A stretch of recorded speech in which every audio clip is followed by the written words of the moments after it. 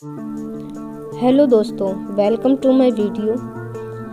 एक real I draw करने के लिए हमने 14 कॉलम और 10 रो ड्रॉ किए हैं और बाकी हम पूरी आई को ड्रॉ करने के लिए HB पेंसिल का ही यूज़ करेंगे। और कहाँ पर हमको लाइट शेड देनी है, कहाँ पर डार्क शेड देनी है, वो हम आगे आपको वीडियो में बताते रहेंगे। और रियल ड्राइंग सीखने के लिए हमारे चैनल से जुड़े रहें।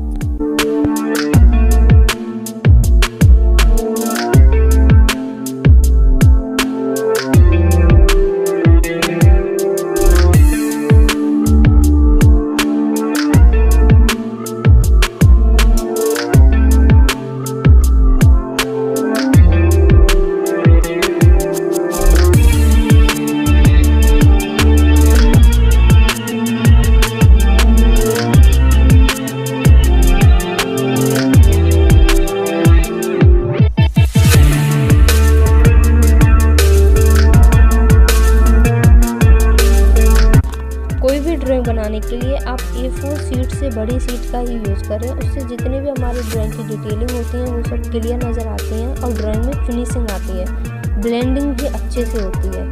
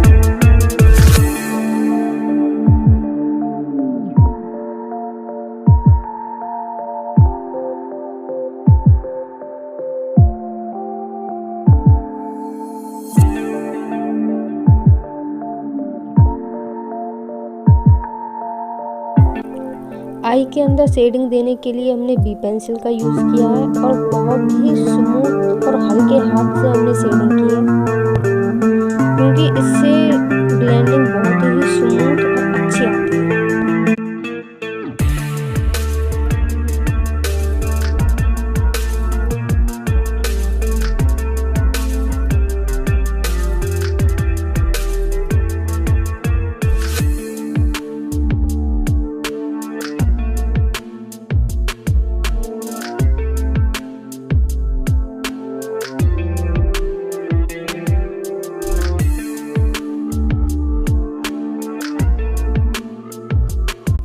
ब्लेंडिंग करने के लिए आप कॉटन, टिश्यू पेपर और ब्लेंडिंग स्टम्प का यूज़ कर सकते हैं। मैंने इसमें कॉटन का यूज़ किया है।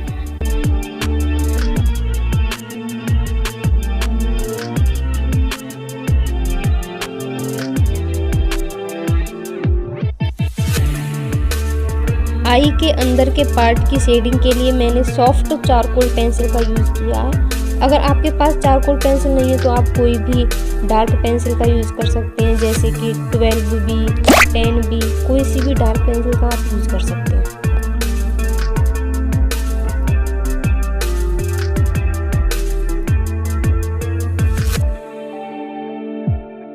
सेकंड लेयर देने के लिए आपको 2B पेंसिल का यूज़ करना है, जैसा मैं कर रही हूँ, आप वीडियो में देख ही सकते हो।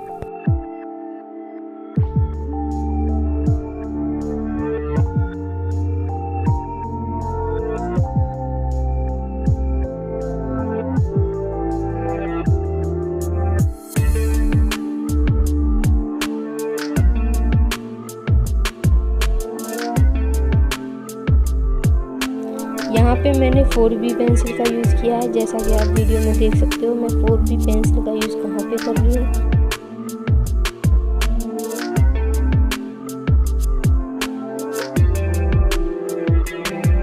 आप अपने ड्राइंग में जितनी भी पेंसिल का यूज़ करते हैं वो हल्के हाथ से ही यूज़ करनी होती है। अगर आप टाइट हाथ से यूज़ करोगे तो ब्लेंडिंग और डिटेलिंग अच्छे से नहीं हो पाएगी।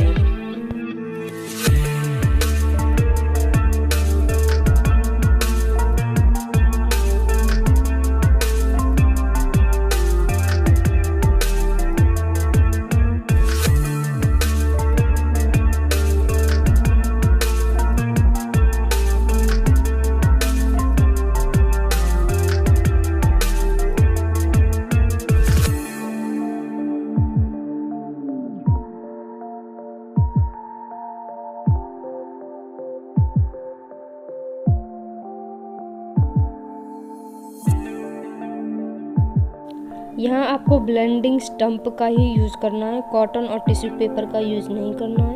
अगर आपके पास ब्लेंडिंग स्टम्प ना हो तो आप पेपर को रोल करके उसको शार्प करके ब्लेंडिंग स्टम्प को बना सकते हो घर पर। इस पार्ट में डार्क शेड देने के लिए मैंने 80 पेंसिल का यूज़ किया है। उसके बाद लेयर बाय लेयर हम डार्कनेस को बढ़ाते जाएंगे।